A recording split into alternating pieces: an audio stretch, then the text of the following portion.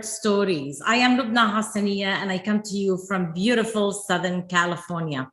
We have with us today award-winning composer and concert pianist, George Thom, who will be sharing with us his journey to international fame in the realm of classical music. I would like to start by welcoming the dignitaries sitting on the call with us.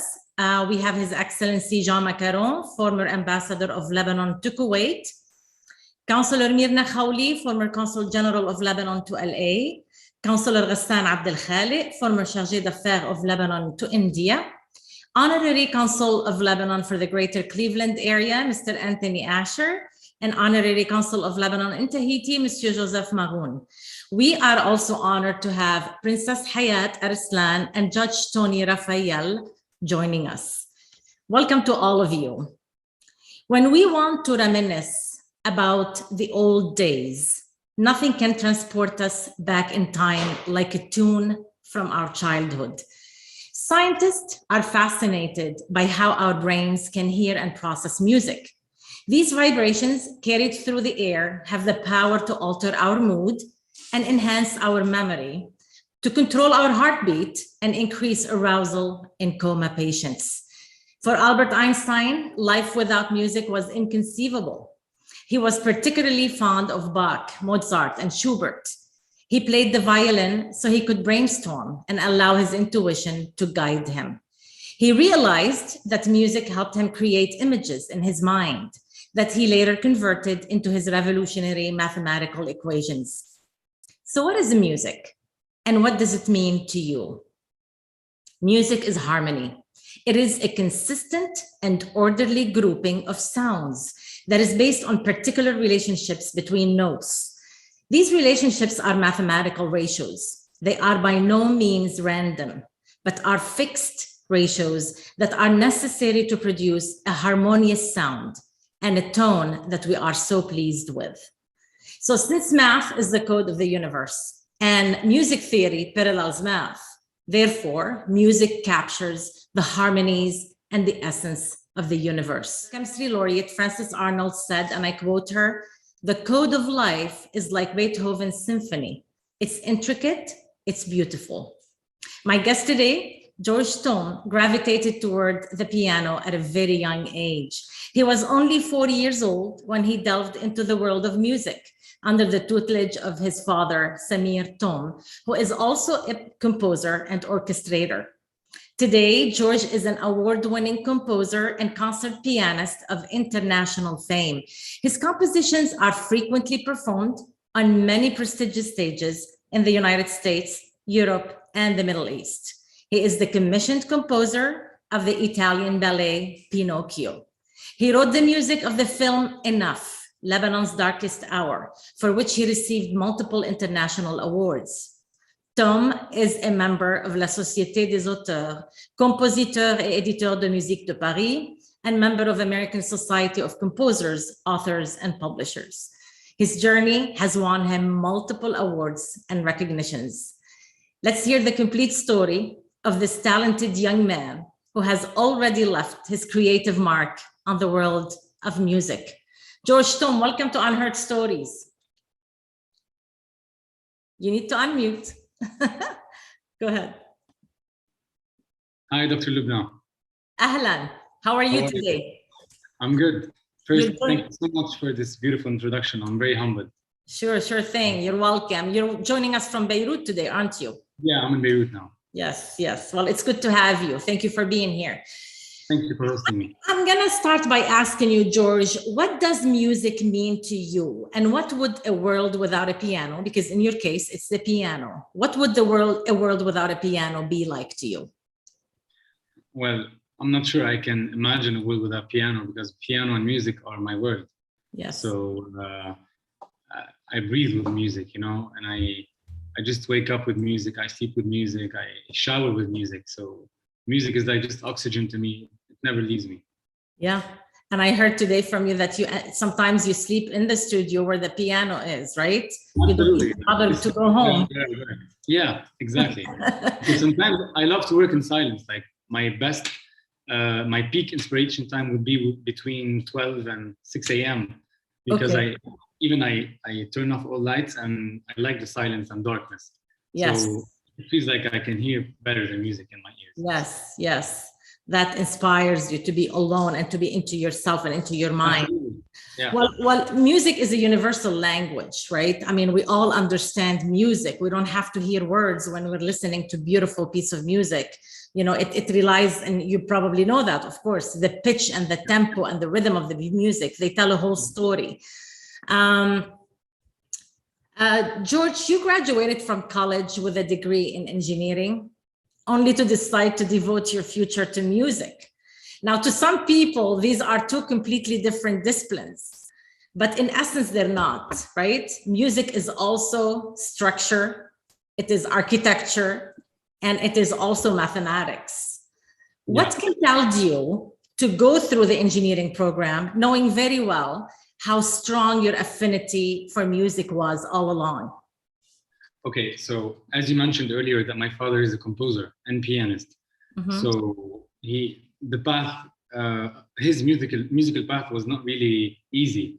So he had all his life this fear of having his kids pursue music. So he kind of put this condition, like, do you want to pursue music? Do you want us to sponsor you abroad with your musical education? Just give us any degree non-related to music. And I don't know, like I was the closest major to my head, or to my interest, was civil engineering, and I really believe that civil engineering gave me the way of finding fast solutions to problems, and and just how to communicate with people. But it was never my thing. Even like when I started it, I just wanted to finish it, have this degree, and just travel to Vienna, then Los Angeles, and pursue my musical education. Yeah, well, just remember, no experience is a lost experience, George. Absolutely. You always Absolutely. end up learning from anything you do in life. Even but the music came way before engineering, because I started piano at the age of 3. Yeah. So I finished my classical piano in Beirut. Then I studied engineering. Then I traveled to Vienna and Los Angeles to pursue my musical education. Yeah. Well, can you walk us through your music education journey for those who are listening today, who would like to know more about how you did it all and how it all worked out so well for you? Where did you study musical theory, composition, and orchestration? Okay, so I started studying harmony, contrepoint, fugue, orchestration in Beirut. With Father Fadi Talk. He's an amazing orchestrator. He studied in Cecilia in Rome. And I studied classical piano with Lisa Totunjian. She's my musical professor and musical mentor. Then I traveled to Vienna. I studied orchestration with Conrad Pope. Then with Hollywood Music Workshop, I got selected, and we traveled to Los Angeles and we studied film scoring. So you've been all over the world just to capture that experience. That's outstanding. Where you like you just mentioned to us that you were born into a family that is immersed in art and music, and you introduced your dad for us. How was the environment like? I mean, was everybody around you just busy doing art and music? And how did you accept that at a young age? And please introduce your family. I know you have aunts also who are, singers and have beautiful voices. Absolutely. Before my aunts, actually, my grandfather, he's a very famous painter in the Middle East. His wife, my grandmother, she's a beautiful singer with a beautiful voice. Like she had an angelical voice. Her daughters are 3 very famous singers in Lebanon, and the composer that wrote their songs that are very famous in Beirut, that I believe you know many of, is my father, and he's a pianist as well. So I woke up to this world where my dad is writing music for my aunties. They're preparing the concert of Christmas. They're preparing a concert for, Easter. And not only religious, they're preparing patriotic concerts. So I grew up with dad writing music with my aunties all these years. So I got used to seeing my dad writing music, and I really liked it. And I started composing at a very young age, and he supported me a lot. So I think composing started at the age of 5, somewhere like that. Yeah. Yeah, real early. Yeah, even my sisters are like singers, Rita and Clara. Even Yeah. my cousins, Mhm. they sing, they write music, they paint. So I was really raised in a family of artists. Yes. So yeah, so art was with me every day.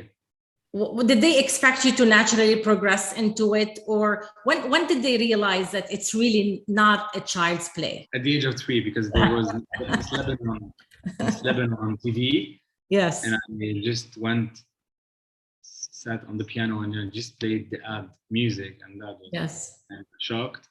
Yeah. And then they took me to the conservatory the next day, and I started studying there, even though the minimum age of entering this place is 7. So I was there at the age of 3. Mm-hmm. That's how it started. Yeah. I mean, the talent is there, but absolutely I owe this as well to my mother, because she really pushed me to not even stop playing piano every day, because talent without hard work is nothing, especially with piano. Definitely. And at the age of 10, you were honored with a talent award given to you by the first lady of Lebanon back then. Yeah, and I performed in front of the president back then. Yes.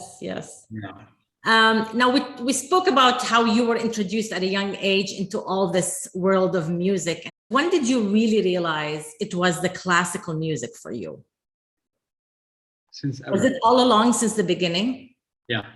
Yeah, because I was really inspired by Beethoven music at a very early age, specifically the Fifth Symphony. This is Beethoven, by the way. Yeah. See? Yeah. Yeah, we saw it. Yeah, these are painted by Lebanese artist Rosemary Chamon. Anyway, so Beethoven has been in my life for forever. The beginning. So this guy really inspired me all my life. His craziness, his writing, his orchestration, and I knew that one day I want to be writing classical music. Yeah, and you wrote a piece of music, Serena Vienna. That was kind of early. How old were you when you wrote that piece? I was in Vienna actually when I wrote in Vienna. I was 22 maybe. Okay. 22. But this piece was the breakthrough of my career in Europe. Yeah. Because it was performed first in Vienna at the Casino Baden by the Vienna String Orchestra. Then it was performed by the San Remo Symphony Orchestra. Okay. Then it was performed by the Italian Philharmonic, the main orchestra of the country, where Maestro Francesco Attardi, on stage as the Young Morricone. This is where my career we will be talking about that in a little while. But you also had, in 2014, you became the youngest composer to have your music performed by the Lebanese Philharmonic Orchestra. Can you tell us about that experience? That was the first time this orchestra plays music for a composer my age back then. It was very nice. It was magical seeing these musicians playing something I wrote. The feeling of seeing and hearing the music live is just outstanding.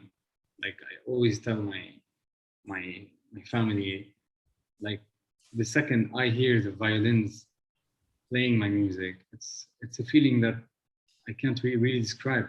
Yeah. Because as if I just forgot that I am the man that wrote this music. Yeah. It's a weird feeling, because you feel that, okay, the music is alive. It exists. Yes. And people are listening. Yes. And reacting to it. Yeah.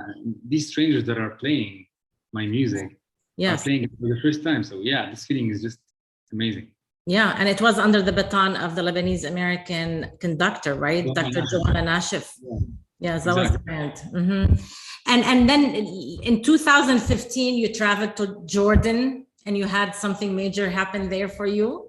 That was my first private orchestral concert with the Jordanian Symphony Orchestra under the patronage of the Queen Noor. It was honestly amazing because this was the first very big concert with this great orchestra.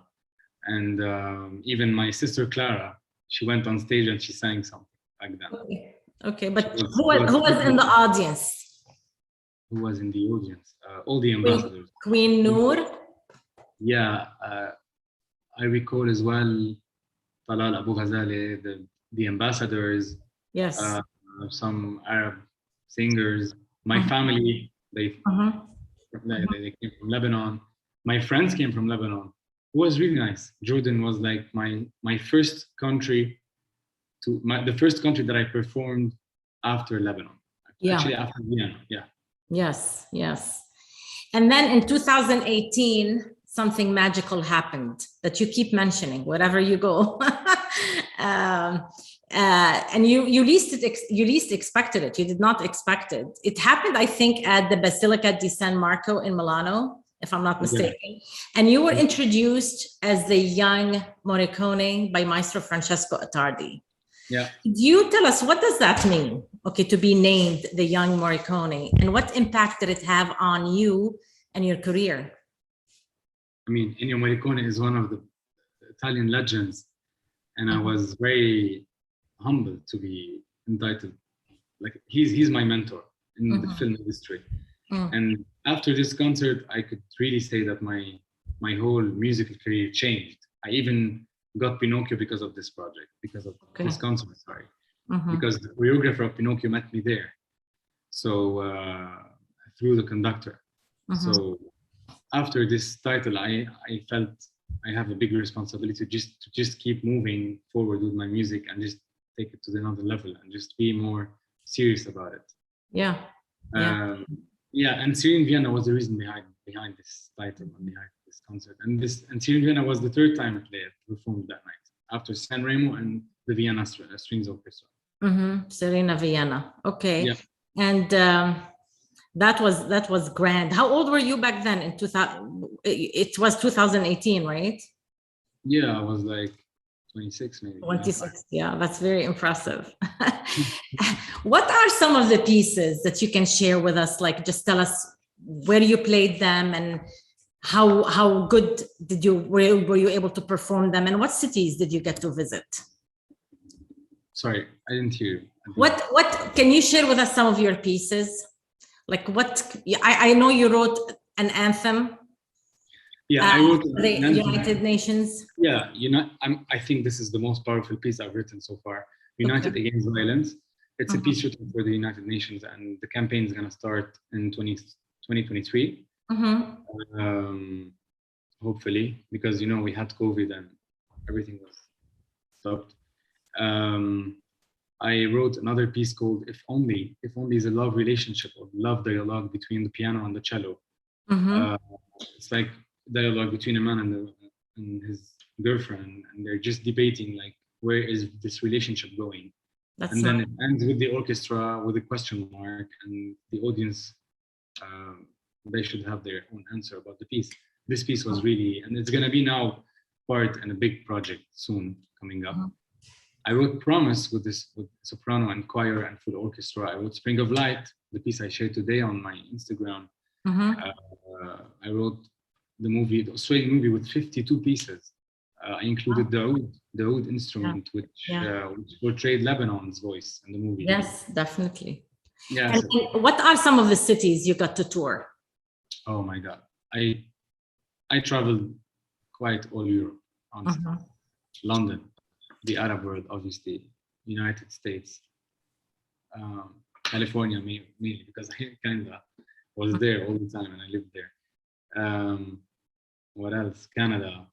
I kind of traveled a lot of places because this is my work. This is, my mission is to share my music all over the world, to inspire people, to inspire young composers, and to just give hope to any that feel they can find hope in my music. Yes. So your mission is to inspire through your music. But what inspires you in return? What do you find inspiring? What do I find inspiring? Beauty of this universe. All kind of beauty in this universe inspire me. Okay. Yeah, inspire me. People. Yeah. Countries, cities. Countries, cultures. Yes. Culture, yeah. That's good. But also, sometimes life events that happens that are negative, they inspire me as well. I just wrote a piece after my grandfather's death. and this is not a nice. This is not like this is a sad event, and this piece is a sad piece. But I was inspired by this event. Yes, yes, something that touches you deep and stirs your emotions. Definitely. Who's your biggest influence? You spoke about Beethoven. Anybody else contemporary? Yeah, actually, I'm gonna show you. These two are my influence. These two people, John Williams and Steven Spielberg. Okay. Because these two people, because of them, I decided to be a film composer. Yeah. So, and I dream to meet someone like Steven Spielberg, and I just write music for someone like him. You will when the time is right. Absolutely, in God's will. You will. So Beethoven inspired me in the classical industry, and these two, John Williams and Steven Spielberg, inspired me to write music for a movie. And even now I'm writing the music for a ballet that is Pinocchio. Yes. It's even a little more difficult because in Pinocchio you do not have any scenes. You're just writing papers. Yeah. So these three are my main mentors in my music life. Yeah. And you have them there behind you on the wall to keep reminding you of where you should be in the future. It's great. I want to talk about the feature film, Enough, Lebanon's Darkest Hour, which premiered at the Cannes Film Festival and for which you composed the music. Now, although the movie is inspired by the Beirut port explosion, it sheds light on the decades of struggle of the people of Lebanon who feel sucked by a vicious vortex of corruption and greed. Daisy Jadaon, who's Lebanese Australian, did an outstanding job as a director of the documentary. How did you guys meet? We met through a friend, me and Daisy. And she asked me to write the music of the film. Before she wanted me to write the music, but I felt I was a bit busy 2 years ago. But then fate got us back together. And I was like, she was like, George, I need a big score, big orchestra. And I was like, are you sure you want to do this step? Like, this is a big step, and this is like a documentary. It might kill the movie and so on. She was like, no, I really need a big orchestra. And I think she was wise with this decision because the music supported her message. That is hope for Lebanon, hope for change. And I think together we reach a certain level of success, not only with the awards we got together, not only me, she got a few awards as well abroad.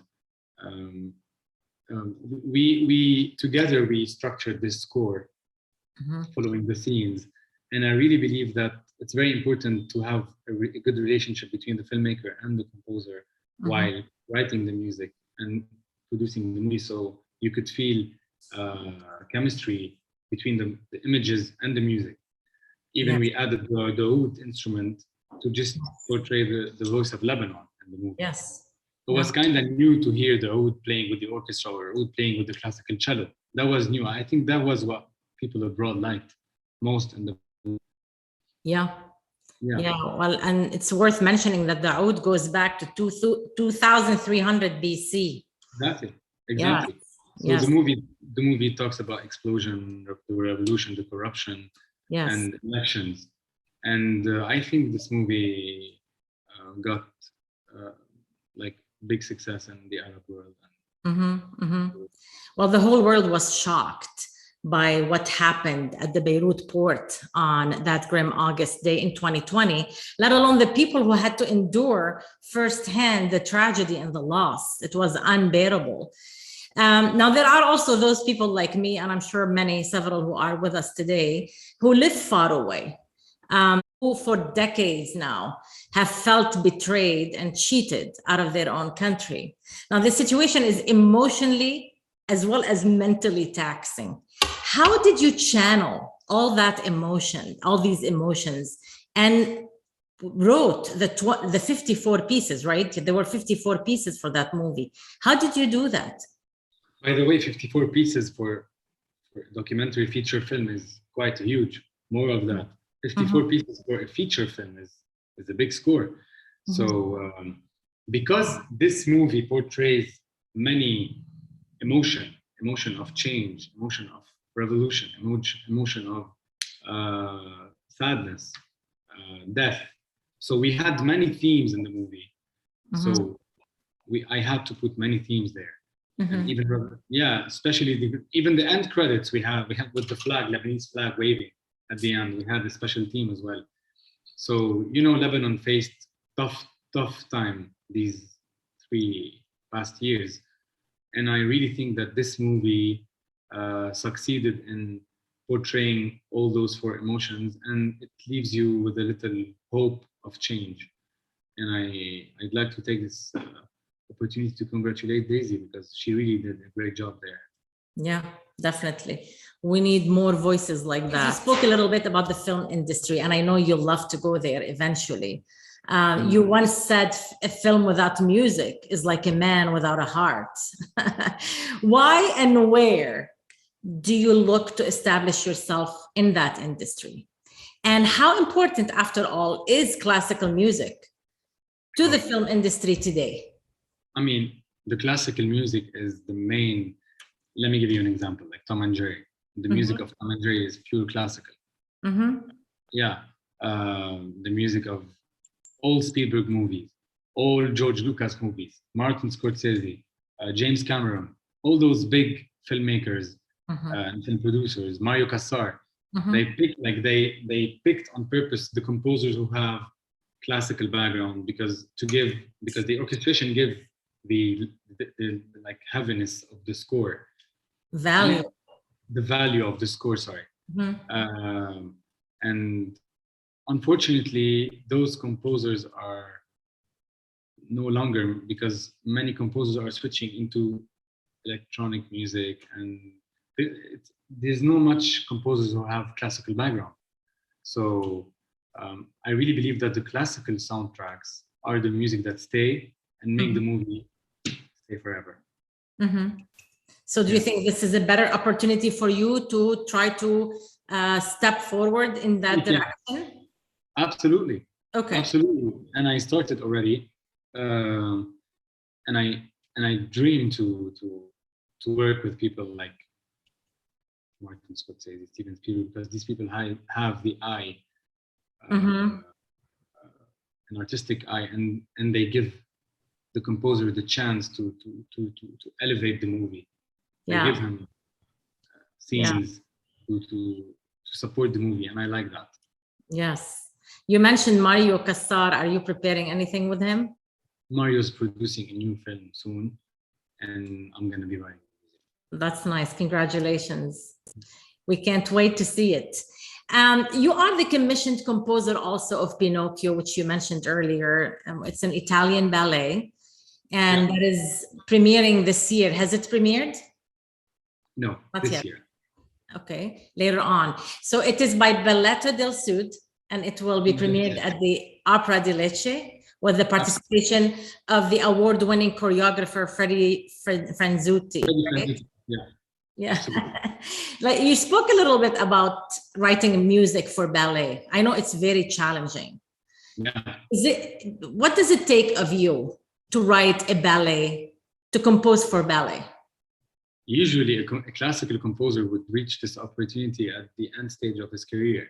Okay. Luckily and not luckily, I got this opportunity now. And it's a huge responsibility for this Italian production, because in a ballet you do not have images. There's no talking there. Like the talking there is the music. Like if Geppetto or Pinocchio wanna ask a question for his father, I have to write this question, So the music is everything in a ballet. Like the main thing in a ballet is the music. It doesn't elevate the production. It is the production. That's the difference.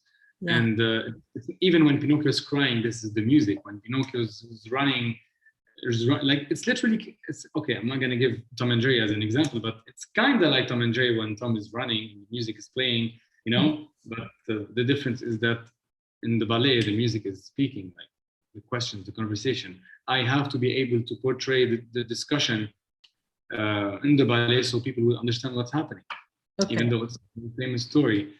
And we are producing this because in the year 23, it's going to be the 140th anniversary of the Italian novel of Collodi, which is Pinocchio. So we're going to tour the world with it. Mm-hmm, mm-hmm.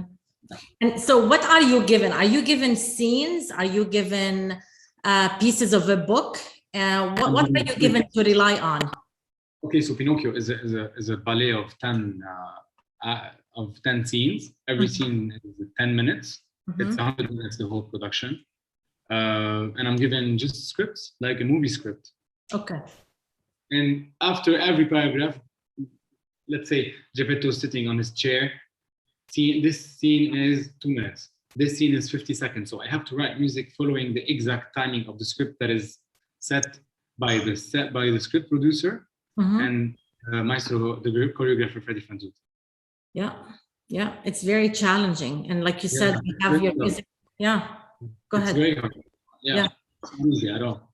Yeah, and you have to think of the dancers. You have to think of the words that are not spoken, and you have to think of the story in general and deliver on that. Absolutely, because there's a great message behind Pinocchio's story. At the end of the day, it's for kids, but at the same time, it's a life teaching lesson. Yeah. Will it come to LA?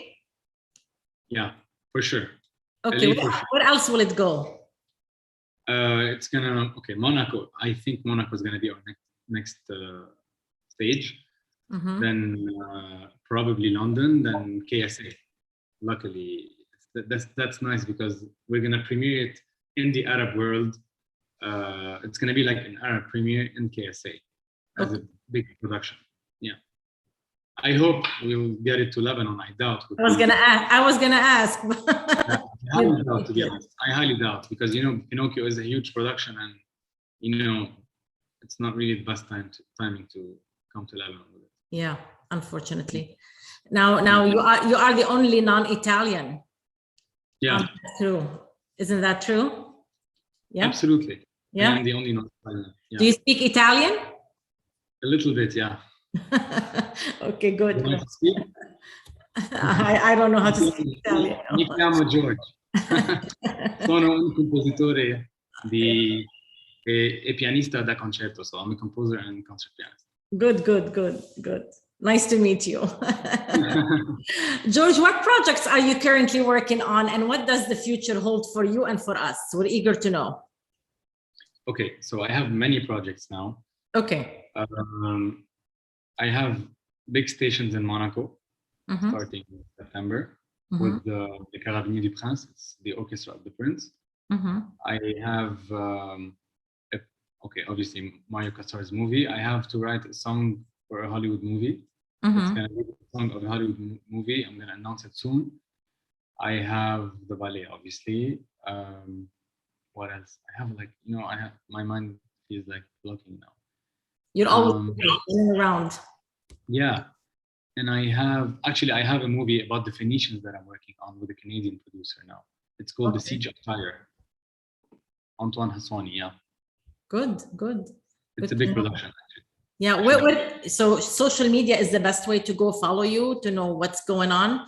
Yeah, absolutely. If you want to know more about my journey, I think for now, Instagram would be best. Yes.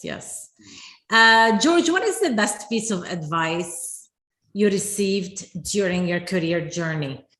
And what piece of advice would you give others based on your own experience? I'm someone who gives up every day, but before sleeping, I rethink about it, and I actually never give up. So I think in order to never give up, you have to give up every day, a little bit of your dreams, and you have to feel hopeless in order to reach what you want. You have to feel weak in order to reach strong level.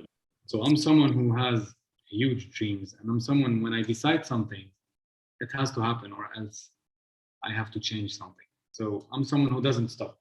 I keep moving, and I keep walking. So I think if you really want something, it's not really cliche to say believe in it, because if you really believe in it, you wouldn't give up. If you would give up, it means you never believe it. Yeah. So if you really want something, just keep walking and give up every day. and never give up at night. So that's my circle of hope. So don't let failure stand in your way, and look beyond it and keep going, basically. I mean, you have to welcome failure sometimes. You have to welcome failure in order to fail again and again and again and again, because maybe failing every day is like going up without knowing. And and I think, always think that when you want to give up, think that you might be very close to your target. So why giving up now? So you never know how close you are until you reach your destination. And sometimes the failure is a wake-up call that you need to look somewhere else. You need to shift your mindset a little bit. Actually, that's what's happening now. Look in a different direction. Yeah, definitely. Yeah, exactly. Yeah. Well, thank you so much, George, for taking all my questions. Let's open the floor for the audience, shall we? See if we have any questions for you. Now, for all those who wish to ask or comment, ask questions, please leave them in the chat box or raise your hand. I will unmute you and you can ask. Let me see who we have here. Okay, Ramzi Rihani, I'm going to ask you to unmute yourself, please. Go ahead. Hello. Hi. Hi, Ahla. Thank you. George, it's a pleasure to meet you and to listen to all what you have to say. Congratulations on so many successes at such an early age. You bring a breath of fresh air to Lebanon in these tumultuous times. I have two questions for you. Yeah. The first one has to do with, when you sit down at the piano, do you have a tune in your mind that the first thing that comes on the piano is the tune, or you have a concept, and from the concept that you want to translate on the piano, the tunes will come in, and then the orchestration, the instrumentation, and the distribution, one of the two. And the second question has to do with the relationship with other genres of music. Obviously, you started in piano, you started with classical music, and that's your world, and this is where you excel. Do you have any relationship with other genres, from opera to rock, jazz, blues, new age, anything? And are there any influence there? I'm going to start with the second question because I like it. Because it's literally what's happening now in my life. Actually, I write all kind of music. In the Australian movie, I write Oriental music. And now, for example, I was writing music for an opera singer, classical diva. And I wrote for Ila Plitzman as well. She's a classical diva. And now I'm orchestrating a piece and writing for a big American pop star that I cannot reveal the name now. And I write jazz as well. So I think classical is such a big foundation to a composer to write all genre of music. So yeah, I'm not really focusing on one kind of or one family of music. Especially in movies, because let's say you have a movie happening 2,000 years ago in Japan, you have to follow the Japanese themes, or Turkey or Indians, So I am really open to learning about all the genre of music that are around. The first question. So when I'm sitting on the piano, sometimes the tune is in my head, and I built it on the piano, and it keeps going with me like for many days until the main melody is structured. Then I start writing it for the orchestra. Or sometimes I'm just sad maybe, and I'm just playing around on the piano, nothing important, and some tune gets into my mind. Or maybe sometimes I'm in a restaurant and something is singing in my head. So there's no specific way to compose. I think it's literally a gift, divine gift that I cannot really explain. Great, thank you. Thank you for the question. And thank you for answering, George. Hello, go ahead. Okay. Yeah, I'm Jean Sauti from Malawi. Thank you for being with us. Thank you so much, George. I'm so impressed by the wonderful work that you are doing. And I'm very encouraged by the way that you said, yes, you are being human. Sometimes you feel like giving up, but you never allow yourself to give up. And this is very encouraging for people like me who also have big dreams, but sometimes you find that you fail to make your, to actualize your dreams. But I think the hope that you have and the word of encouragement is something that strengthens the mind and the heart and the passion. I'm really encouraged. I would rather indeed fail and fall, but keep moving forward. Thank you so much. I'm impressed. Thank you so much. I'm humbled by your. You're welcome. Thank you so much. I have an interesting question from Zuhair Al-Faqih, and I hope you can answer his question. He's saying, "Hi George, any chance you might play an excerpt of your composition from a film of your choice, since you have a piano behind you?" Yeah, absolutely. Yeah, let me do it. So, okay, but how should I put the piano? Yeah. I'm going to play the end credits of the Australian movie. Okay. A big flag, waving.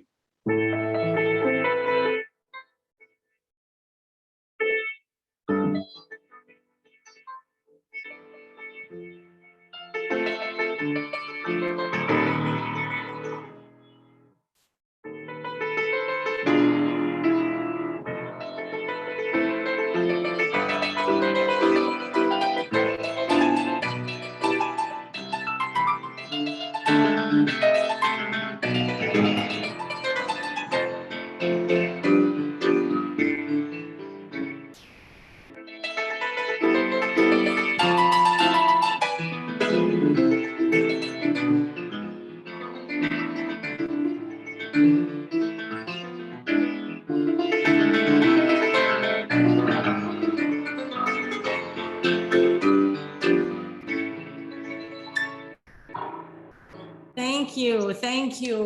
Really, thank you very much. Thank you, George.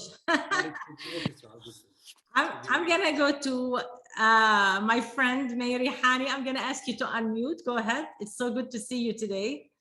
So good to see you, Lubna, and you always bring to us wonderful people who speak about so many different and rich experiences. Thank you, George. Succeeding at such a young age is amazing. And thank you for that success. My question to you really is about you and Lebanon. What does Lebanon do to your music? How does it inspire you or not inspire you? What do you want Lebanon to become as a result of the richness of its culture, and in particular, the richness of its artists and writers and poets and philosophers, the cultural side of Lebanon that defies all what's going on in Lebanon? Talk to us about that. Thank you for your question. There's someone in the Australian movie that was asked the same question, and he answered, I would want to see Lebanon as a nation. Because Lebanon, for me now, is a dead nation, because there's the culture department in Lebanon is dead, the music is dead. I would really want to see Lebanon having all those big festivals back again, hosting all those amazing artists that came to Baalbek Festival, like Von Karajan, all those amazing big classical artists from America. I want Lebanon to be safe, to have a good economy, to have peace. I want people to come to Lebanon to be inspired and inspire others, instead of having successful Lebanese just leaving this country and be proud of making Lebanon proud. No, I think Lebanon should be proud. We should make Lebanon proud in Lebanon. Like, we should do our projects in Lebanon.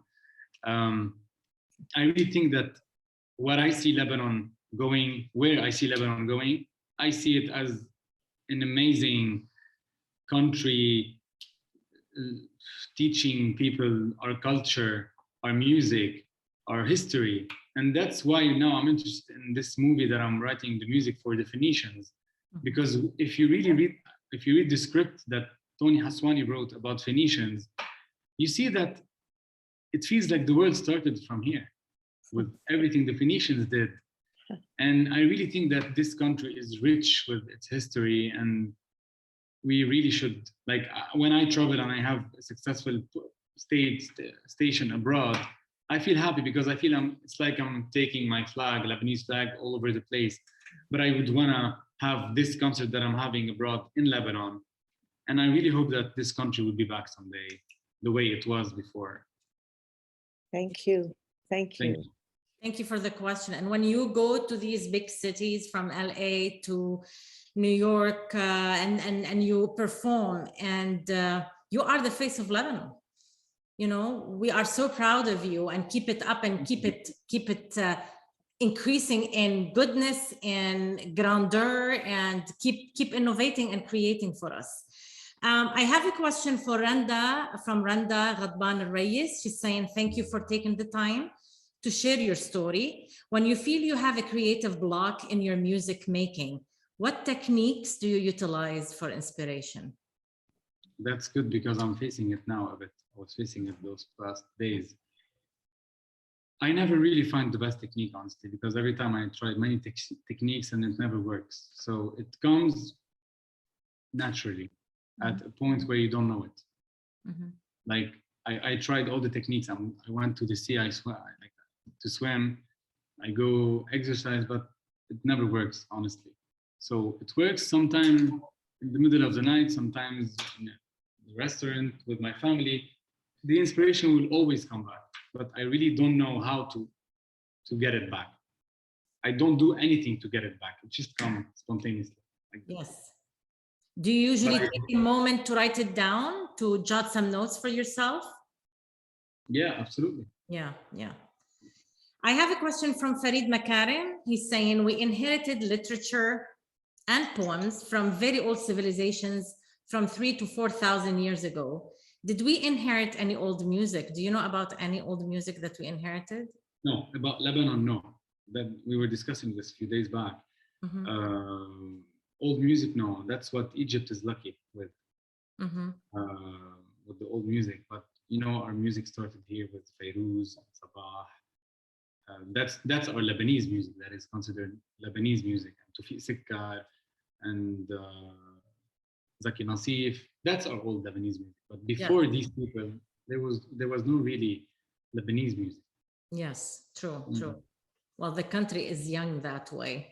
Absolutely. We made all the difference with Fairuz and Wadi' al-Safi and all these Ramza. Big people. Yes, and Ronza, definitely.